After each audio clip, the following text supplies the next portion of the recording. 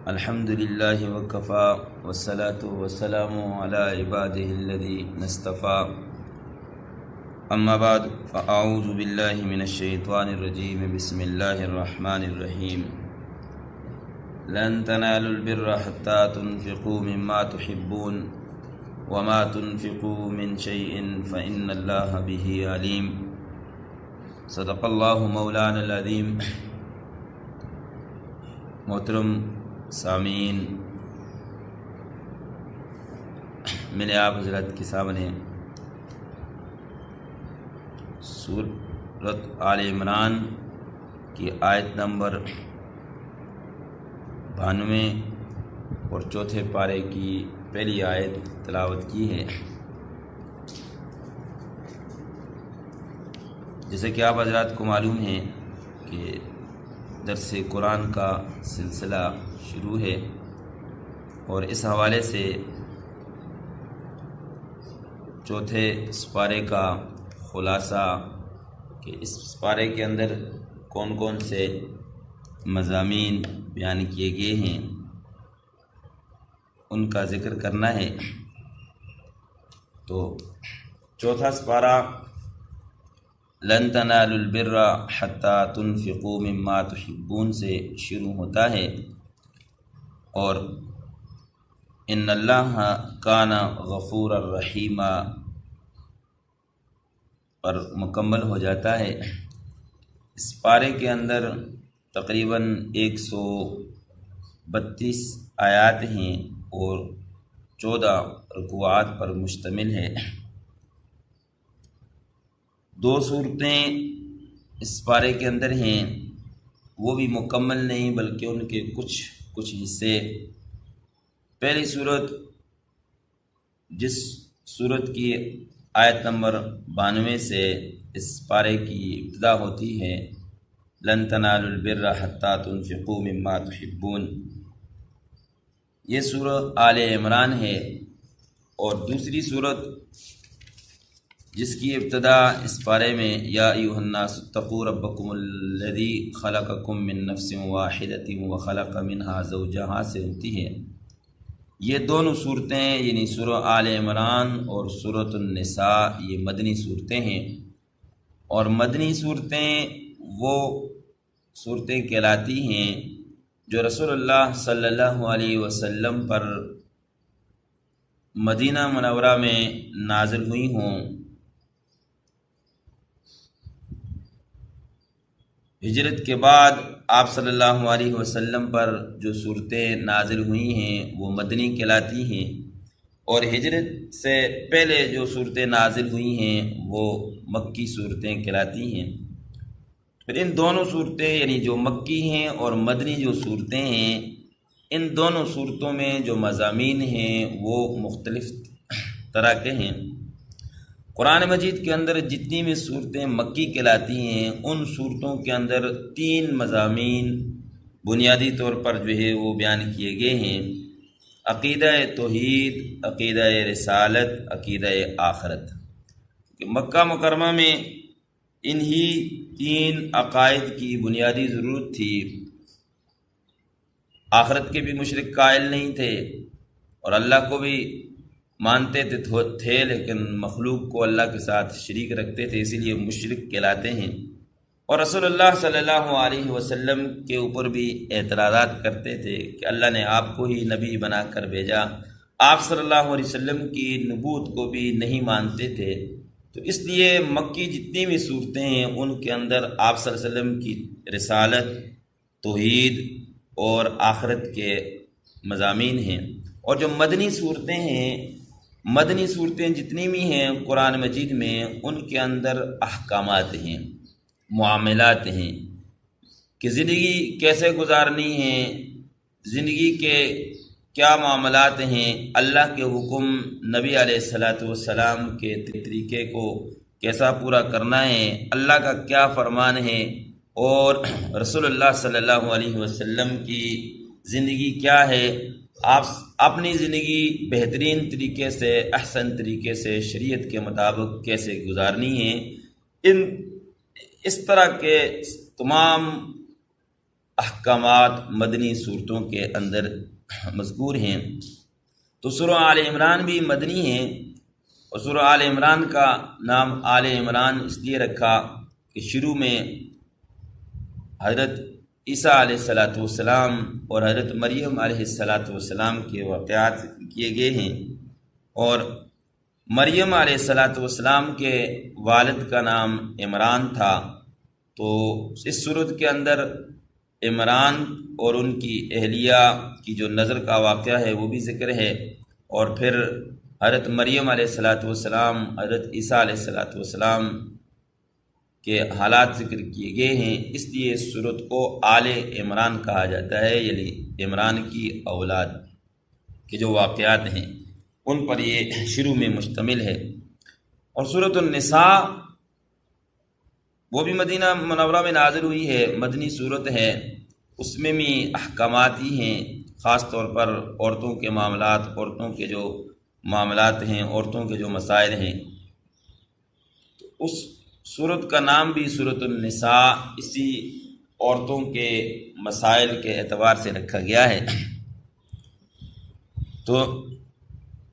لن تنالوا البر جو چوتھا پارہ ہے اس کی پہلی آیت میں اللہ تبارک و تعالیٰ کا فرمان ہے کہ تم نیکی کے کمال کو حاصل نہیں کر سکتے، کمال نیکی کو نہیں پہنچ سکتے، نیکی کا جو حسن ہے، جو کمال ہے، مکمل طور پر تم نیکی حاصل نہیں کر سکتے، حتیٰ تنفقوا مما تحبون، یہاں تک کہ تم اپنی محبوب چیز کو اللہ کے راستے میں خرچ کر دو۔ اور فرمایا کہ وما تنفقوا من شیء فإن اللہ بہ علیم، پھر جو کچھ بھی خرچ کرو گے تو اللہ سب کچھ کو جاننے والا ہے، اللہ سے کوئی چیز مخفی اور چھپی ہوئی نہیں ہے۔ رسول اللہ صلی اللہ علیہ وسلم پر جب یہ آیت مبارکہ نازل ہوئی، آپ صلی اللہ علیہ وسلم نے اللہ کے اس پیغام کو اپنے صحابہ اکرام تک پہنچایا، اور صحابہ اکرام رسول اللہ صلی اللہ علیہ وسلم کے بلا واسطہ جو ہے وہ شاگرد تھے، تو آپ صلی اللہ علیہ وسلم کے اس فرمان کو جو اللہ کی طرف سے نازل ہوا تھا رسول اللہ صلی اللہ علیہ وسلم پر سن کر صحابہ اکرام کے اندر ایمان کا جذبہ تازہ ہوا، اور ایمان جو ہے وہ ان کا نقل و حرکت میں آ گیا۔ صحابہ اکرام میں سے ابو طلحہ انصاری رضی اللہ تعالیٰ عنہ، جو انصار صحابہ اکرام میں سب سے زیادہ مالدار تھے، جب انہوں نے یہ آیت سنی کہ تم نیکی کے کمال کو اس وقت تک نہیں حاصل کر سکتے جس وقت تک مکمل اور محبوب چیز اللہ کے راستے میں خرچ نہ کرو، تو رسول اللہ صلی اللہ علیہ وسلم کے پاس آئے، عرض کی یا رسول اللہ صلی اللہ علیہ وسلم، میرے مال میں سے میرا باغ، جس باغ کے اندر بیرحا ہے، اور یہ بیرحا جو باغ ہے کے اندر کنواں ہے، اس کنویں کا پانی رسول اللہ صلی اللہ علیہ وسلم بڑے خوشی سے جو ہے وہ پیا کرتے تھے، اور آپ صلی اللہ علیہ وسلم کو اس کا پانی بہت پسند تھا، اور یہ جو باغ تھا، جس باغ کے اندر بیرحا کنواں موجود ہے، یہ بہت ہی زرخیز باغ تھا۔ تو ابو طلحہ رضی اللہ تعالیٰ عنہ نے عرض کی یا رسول اللہ صلی اللہ علیہ وسلم، اللہ کا یہ حکم ہے تو میرے مال میں سے سب سے قیمتی مال جو ہے وہ میرا باغ ہے، جس باغ کے اندر بیرحا ہے، یا رسول اللہ صلی اللہ علیہ وسلم، میں اللہ کے نام پر اس کو جو ہے وہ صدقہ کرنا چاہتا ہوں، قبول فرما لیجئے۔ رسول اللہ صلی اللہ علیہ وسلم نے ابو طلحہ رضی اللہ تعالیٰ عنہ سے فرمایا کہ ابو طلحہ، تمہارا مال بہت ہی قیمتی مال ہے، تمہارے اس جذبے کی قدر کرتے ہیں، یقیناً یہ باغ جو ہے وہ بڑا ہی قیمتی باغ ہے۔ پھر آپ صلی اللہ علیہ وسلم نے ان کے اس صدقے کو، اس عمل، اس نیکی کو اللہ کے دربار میں جو ہے وہ پیش کرتے ہوئے آپ صلی اللہ علیہ وسلم نے فرمایا کہ ابو طلحہ، اس کو اپنے جو عزیز و قارب ہیں ان میں تقسیم کر دو۔ پھر جب حضرت عمر رضی اللہ تعالیٰ عنہ کو پتہ چلا، انہوں نے جب یہ آیت سنی تو اپنی کنیزہ ایک باندھی تھی، اس کو جو ہے وہ پیش کیا، اللہ کے راستے میں اس کو جو ہے وہ آزاد کر دیا، صدقے کے طور پر پیش کیا۔ اسی طریقے سے جس صحابہ کرام نے یہ آیت سنی تو اپنا قیمتی مال اللہ کے راستے میں قربان کر دیا۔ تو یہ اس میں ایمان والے کے لیے ایک پیغام ہے کہ نیکی جب انسان حاصل کرتا ہے، اللہ کے ساتھ جو تعلق بناتا ہے، پھر اللہ کے ساتھ تعلق بنانے کا ایک ذریعہ یہ ہے کہ اپنے مال کو اللہ کے راستے میں اللہ کے نام پر خرچ کیا جائے، تو پھر اللہ کے نام پر وہ چیز دینی چاہیے جو سب سے زیادہ محبوب ہو، جو سب سے زیادہ پسند ہو۔ عام طور پر معاشرے میں جہالت کی وجہ سے، ناعلمی کی وجہ سے لوگ اللہ کے راستے میں اللہ کے لیے وہ چیز نکالتے ہیں، وہ چیز دی جاتی ہے صدقات اور خیرات کے طور پر جو بالکل ناکارہ ہو، جو اپنے کام کی نہ ہو۔ تو یہ دھوکہ ہے اللہ کے ساتھ بھی، اور اللہ کی مخلوق کے ساتھ جو معاملت کی جاتی ہے ان کے ساتھ بھی دھوکہ ہے۔ اس لیے ایمان کا تقاضا یہ ہے کہ سب سے پسندیدہ چیز اللہ کے راستے میں خرچ کرنی چاہیے۔ فرمایا کل طعام کان حلا لبنی اسرائیل، تم جتنی چیزیں میں خرچ کرتے ہو سب جو ہے کل طعام کان حلا لبنی اسرائیل، کھانے کی جتنی چیزیں بنی اسرائیل کے لیے حلال تھیں، ساری چیزیں الا ما حرم اسرائیل علی نفسی، مگر جو چیزیں بنی اسرائیل نے اپنے اوپر جو ہے وہ خود حرام کر دی تھیں۔ تو اس پارے کے شروع میں یہ حکم ہے اللہ کا نیکی کے کمال۔ پھر ان اول بیت وضع للناس، اگلی آیات میں بیت اللہ کا ذکر ہے کہ سب سے پہلے جو گھر بنایا گیا وہ بیت اللہ ہے، اور پھر بیت اللہ کی زیارت کا، بیت اللہ کا طواف اور بیت اللہ کا قصد کرنے، بیت اللہ کے حج کرنے کے احکامات ہیں۔ سب سے پہلے گھر جو زمین کے اوپر بنایا گیا وہ بیت اللہ ہے، اور ہر صاحب استطاعت مسلمان پر جو وہاں تک پہنچنے کی طاقت رکھتا ہو، زندگی میں ایک مرتبہ اس کا طواف کرنا اور اس کا قصد کرنا یعنی حج کرنا ہر صاحب استطاعت مسلمان پر فرض ہے۔ اگلی آیات میں فرمایا کہ یا ایھا الذین آمنوا اتقوا اللہ حق تقاتہ، کہ اے ایمان والو اللہ سے ڈرو جیسے کہ ڈرنے کا حق ہے۔ اور یہ ڈرنے والی کیفیت کسی خاص موقع پر نہیں ہونی چاہیے، ہر وقت اللہ سے ڈرتے رہو، ہر حال میں اللہ سے ڈرتے رہو، اور ایسی حالت ہو اللہ سے ڈرنے اور خوف کی کہ تمہارا موت بھی اسی حالت میں جو ہے وہ واقعہ ہو جائے، اور آپس میں تفرقہ بازی اور نفرت نہ پھیلاؤ، اللہ کے دین کو، اللہ کے قانون کو، اللہ کے قرآن کو مضبوطی سے تھامے رکھو، اور آپس میں نفرت جو ہے وہ نہ پھیلاؤ۔ تو اس میں تمہیں دنیا میں بھی جو ہے وہ سکون ملے گا، دنیا میں بھی تمہیں فلاح ملے گی، اور آخرت میں جو دائمی فلاح ہے، جو دائمی کامیابی ہے، وہ بھی تبھی تمہیں نصیب ہوگی جب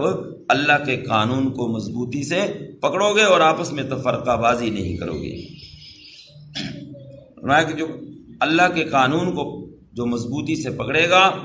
تو وہی اصل مسلمان اور وہی اس امت مسلمہ کا تقاضا ہے۔ میں کہ وَلْتَكُن مِّنكُمْ أُمَّةٌ يَدْعُونَ إِلَى الْخَيْرِ، تم بہترین امت ہو، تم میں سے ایک ایسی جماعت ہونی چاہیے جو بھلائی کی طرف بلائے اور لوگوں کو برائی سے روکے۔ کنتم خیر امت اخرجت للناس، ان امت ہو جو تمہیں لوگوں کی فلاح کے لیے نکالا گیا ہے، تم لوگوں کو اچھے کام کا حکم دیتے ہو اور بری باتوں سے جو ہے وہ روکتے ہو۔ آگے چند آیات میں یا ایھا الذین آمنوا لا تأکلوا الربا، سود کی نفی کی گئی ہے کہ حلال کھاؤ حرام نہ کھاؤ، اور حرام میں سے بنیادی جو ہے وہ کاروبار کے اعتبار سے جو ہے وہ حرمت سود کی ہے کہ ناجائز کمانا اور دوسروں کا حق چھیننا، دوسروں کے اوپر ظلم کرنا، یہ حرام قرار دیا گیا ہے۔ اور ایسے تمام احکامات، ایسے تمام معاملات جس سے جو ہے وہ اپنا بھی نقصان ہو، اپنی اولاد کا بھی نقصان ہو، دین کے اعتبار سے، دنیا کے اعتبار سے، اور دنیا اور آخرت کے اعتبار سے، ایسی تمام باتوں سے منع کیا گیا ہے۔ آخرت میں نفرت پھیلانے سے، دوسروں کے بید جو ہے وہ ٹٹولنے سے، دوسروں کے اوپر کی راز معلوم کرنے سے، دوسروں کے ایسی ساری باتوں سے جو ہے وہ منع کیا گیا ہے۔ پھر خاص طور پر جو دوسری اسلامی جنگ تھی غزوہ احد، اس کا بھی اس کے اندر ذکر ہے، جس میں رسول اللہ صلی اللہ علیہ وسلم کے دندان مبارک شہید ہوئے تھے۔ آپ صلی اللہ علیہ وسلم نے بنفس نفیس غزوہ احد میں اور تمام غزوات میں آپ صلی اللہ علیہ وسلم شریک ہوئے۔ جب آپ صلی اللہ علیہ وسلم کے متعلق غزوہ احد میں صحابہ اکرام کو یہ پتہ چلا کہ رسول اللہ صلی اللہ علیہ وسلم دنیا سے تشریف لے گئے ہیں اور آپ صلی اللہ علیہ وسلم بھی شہید ہو چکے ہیں، تو صحابہ اکرام کے جو ہے وہ پاؤں اکھڑ گئے۔ آپ صلی اللہ علیہ وسلم کی محبت جو ہے وہ ان کے اوپر غالب آ گئی اور پریشان ہو گئے کہ جب رسول اللہ صلی اللہ علیہ وسلم دنیا میں نہیں رہے تو پھر ہمارا رہنا بھی جو ہے وہ ہمارے رہنے کا بھی کوئی مقصد نہیں ہے۔ تو اللہ تعالیٰ نے فرمایا وما محمد الا رسول قد خلت من قبلہ الرسل، محمد صلی اللہ علیہ وسلم تو اللہ کے رسول ہیں اور آپ سے پہلے بھی رسول آئے۔ افإن مات أو قتل انقلبتم على أعقابكم، کیا رسول اللہ صلی اللہ علیہ وسلم دنیا سے تشریف لے جائیں تو تم الٹے پاؤں جو ہے وہ پھر کر بھاگ جاؤ گے، واپس لوٹ جاؤ گے؟ اللہ کی عبادت کرنی ہے، اللہ کے آگے جھکنا ہے، اللہ کے حکم کے مطابق زندگی گزارنی ہے، تو اللہ پہلے سے تھے، اب بھی ہیں اور ہمیشہ کے لیے رہیں گے۔ تو غزوہ احد کے جو واقعات ہیں وہ سرسری طور پر اس پارے کے اندر بھی موجود ہیں۔ پھر اسی حوالے سے جہاد کا مستقل حکم ہے، اور فرمایا کہ جو شخص جہاد میں اللہ کے دین کی سربلندی کے لیے، اعلاء کلمت اللہ کے لیے لڑتے لڑتے اپنی جان دے دے، فرمایا اس کو جو ہے وہ مردہ نہ کہو، وہ زندہ ہے، اللہ کے ہاں اس کو جو ہے وہ مقام اور مرتبہ ہے۔ فرمایا اس کا وَلَا تَحْسَبَنَّ الَّذِينَ قُتِلُوا فِي سَبِيلِ اللَّهِ أَمْوَاتًا، جو لوگ اللہ کے راستے میں دین کی اشاعت کے لیے، دین کی سربلندی کے لیے اپنی جان دے دیں، شہید ہو جائیں، فرمایا انہیں تم مردہ شمار نہ کرو، مردہ نہ کہو، بل احیاء عند ربہم یرزقون، بلکہ وہ زندہ ہیں، اللہ کے ہاں ان کو جو ہے وہ رزق دیا جاتا ہے۔ تو جہاد کا حکم ہے کہ دین کی اشاعت کے لیے اپنی جان تک قربان کر دینا، یہ ایمان والے کے لیے جو ہے وہ کوئی مشکل نہیں، اور یہی اس کے ایمان کا تقاضا ہے۔ فرمایا کہ پھر آگے کہ اگر کوئی شخص جو ہے وہ جہاد میں اس لیے شریک نہیں ہوتا کہ جو ہے وہ جان چلی جائے گی، تو فرمایا کہ کوئی بھی ایسا انسان نہیں ہے کہ جس کے اوپر موت نہ آتی ہو، ہر ذی روح نے موت کا مزہ چکھنا ہے۔ فرمایا کل نفس ذائقۃ الموت، ہر ایک نے جس کے اندر نقل و حرکت کرنے کی کیفیت ہے، جس کے اندر روح ہے، اس نے موت کا مزہ چکھنا ہے۔ اور وَإِنَّمَا تُوَفَّوْنَ أُجُورَكُمْ يَوْمَ الْقِيَامَةِ، پھر جس کو قیامت والے دن پورا اجر مل گیا، اس کی زندگی میں جو اس نے اچھے کام کیے اس کا پورا اس کو صلہ ملا۔ فَمَنْ زُحْزِحَ عَنِ النَّارِ، اور جہنم سے اس کو بچا لیا گیا، وَأُدْخِلَ الْجَنَّةَ، اور جنت میں داخل کر دیا گیا، فرمایا فَقَدْ فَازَ، وہ کامیاب۔ انہوں نے کہا وَمَا الْحَيَاةُ الدُّنْيَا إِلَّا مَتَاعُ الْغُرُورِ، دنیا کی زندگی تو ایک دھوکہ ہے، ایک تماشا ہے، لہو لعب، کھیل تماشا ہے، نفس کو جی کو بنانے کا ایک ذریعہ ہے، اور آخرت کی زندگی جو ہے وہ ہمیشہ کے لیے دائمی ہے۔ نیک لوگوں کا بھی ذکر ہے، فرمایا ان فی خلق السماوات والارض واختلاف اللیل والنہار لآیات لأولی الالباب، زمین اور آسمان کے مابین جتنی بھی جو چیزیں ہیں، اللہ نے جو کچھ بھی پیدا کیا ہے، یہ ساری چیزیں جو ہیں وہ اللہ کو پہچاننے کا ذریعہ ہیں۔ اور نیک لوگوں کے متعلق فرمایا کہ وہ ہر وقت اللہ کو کثرت سے یاد کرتے ہیں، الذین یذکرون اللہ قیاما وقعودا وعلی جنوبہم وَيَتَفَكَّرُونَ فِي خَلْقِ السَّمَاوَاتِ وَالْأَرْضِ، زمین اور آسمان کی تخلیق میں غور اور فکر کرتے ہیں اور کہتے ہیں کہ ربنا ما خلقت ھذا باطلا، اے اللہ تو نے کوئی بھی چیز جو ہے یہ فضول پیدا نہیں کی، سبحانک فقنا عذاب النار، اے اللہ تیری ذات بڑی پاک ہے، تو ہمیں جہنم کے عذاب سے محفوظ فرما۔ تو اس طرح قرآن مجید کے آیات پر غور کرنا اور اس کے معنی اور مفہوم کو سمجھنا، اور پھر زمین اور آسمان کا جو نظام ہے اس پر غور کرنا، اور اس پر غور کر کے اللہ کو پہچاننا اور اللہ کے حکم کے مطابق زندگی گزارنا، یہ نیک لوگوں کی علامت ہے۔ فرمایا عقل مند لوگ اور عقل اور شعور رکھنے والے دانشور لوگ وہی ہیں جو اللہ کو پہچاننے کے جو ذرائع ہیں ان پر غور کرتے ہیں، اور پھر غور کر کے حقیقت کو پا کر اللہ تک پہنچ جاتے ہیں اور اللہ کا قرب حاصل کرتے ہیں۔ سورۃ آل عمران کے آخر میں اللہ تعالیٰ نے فرمایا یا ایھا الذین آمنوا اصبروا وصابروا، اے ایمان والو صبر کرو ہر حال میں، کسی اعتبار سے بھی، مالی اعتبار سے، جانی اعتبار سے، کسی اعتبار سے کوئی کمی آ جائے، کوئی نقصان ہو جائے، اس پر صبر کرو۔ وصابروا، اور دشمن کے ساتھ مقابلے میں جو تکلیفیں پیش آئیں اس پر بھی صبر کرو۔ ورابطوا، اور مستقل دین کی اشاعت کے لیے، دین کی سربلندی کے لیے جدوجہد کرتے رہو۔ واتقوا اللہ، اور ہر وقت ہر حال میں اللہ سے ڈرتے رہو۔ لعلکم تفلحون، تاکہ تم دنیا اور آخرت میں فلاح پاؤ۔ سورہ النساء کے اندر جو مدنی صورت ہے اس میں سب سے پہلے عورتوں کے معاملات ہیں۔ سب سے پہلے یہ بات فرمائی کہ سارے انسان جتنے بھی ہیں ان کو یہ حکم ہے کہ تم سب اللہ سے ڈرو۔ تم سب کو ایک ہی انسان سے، حضرت آدم علیہ السلام سے پیدا کیا ہے۔ پھر اللہ تبارک و تعالیٰ نے تم میں مرد بھی رکھے ہیں، عورتیں بھی تم میں پیدا کی ہیں، اور سب کو، مردوں کو اور عورتوں کو یہی حکم ہے کہ ہر وقت ہر حال میں جو ہے وہ اللہ کے حکم کو پورا کرتے رہو اور اللہ سے ڈرتے رہو اور آپس میں صلح رکھو۔ یہی وہی آیت ہے کہ جو نکاح کے خطبے میں جو ہے وہ پڑھی جاتی ہے، جس میں یہ درس دیا جاتا ہے کہ زندگی جو گزارنی ہے وہ اللہ کے حکم اور نبی علیہ السلام کے طریقے کے مطابق گزارنی ہے، اسی میں دنیا اور آخرت کی فلاح۔ میں کہ آپس میں معاملات، یتیم کے مال کو جو ہے وہ اس کی حفاظت کرو، اس کے مال کو جو ہے وہ ناحق ظلم کے طور پر جو ہے وہ استعمال نہ کرو، اس کا جو حق ہے وہ پورا دو۔ اور پھر آخر میں اس صورت کی جو آیت ہے جو ایک کافی ایک مستقل طور پر ایک رکوع کے اندر پر مشتمل ہے، اور جس میں جو ہے وہ تمام احکامات میں سے اور خصوصی طور پر جو معاملات ہیں ان میں سے جو بنیادی چیز ہے وراثت، اس کا حکم ہے۔ اللہ تعالیٰ نے ہر ایک کا، یعنی جو شخص کوئی دنیا سے چلا جاتا ہے تو اس کا مال ہے، اس کی جو وراثت ہے، اس کے کون کون حقدار ہیں، بیوی، بچے، بہن، بھائی، ماں، باپ، ہر ایک کا اللہ تبارک و تعالیٰ نے جو حصہ مقرر کیا ہے۔ اس کے فرمایا یوصیکم اللہ فی اولادکم، اللہ تعالیٰ تمہیں وصیت کرتا ہے، حکم دیتا ہے، فی اولادکم، تمہارے اولاد کے متعلق معاملات میں، للذکر مثل حظ الانثیین، کہ مرد کا بھی حصہ ہے اور عورتوں کا بھی حصہ ہے۔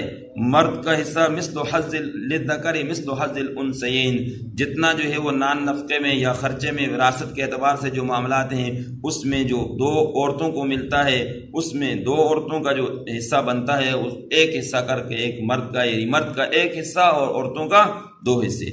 تو عورتوں کے، مردوں کے میں میاں بیوی، بہن بھائی جتنے بھی ہیں رشتہ دار ہیں، اولو الارحام جو کہلاتے ہیں، ان کا جو ترکے میں، مرنے والے کے ترکے میں جو حصہ ہے وہ ہر ایک کا اللہ تبارک و تعالیٰ نے علیحدہ علیحدہ کر کے بیان فرمایا اور اس کو پورا کرنے کا حکم دیا۔ فرمایا تلک حدود اللہ، یہ اللہ کے حدود ہیں، اللہ نے یہ حد مقرر کی ہے کہ یہاں یہ فلانے کا حصہ ہے، یہ فلانے کا حصہ ہے۔ فرمایا اگر یہ دو گے تو پھر دنیا میں بھی کامیاب اور آخرت کے جو عذاب ہیں، مشکلات ہیں، ان سے بھی بچ جاؤ گے۔ لیکن اگر نہیں، کسی کا حق چھینا، کسی کا حق دبا لیا، کسی کو اس کا حق پورا نہیں دیا تو دنیا کی زندگی تو آخر گزر ہی جائے گی، لیکن کل قیامت والے دن جو ہے وہ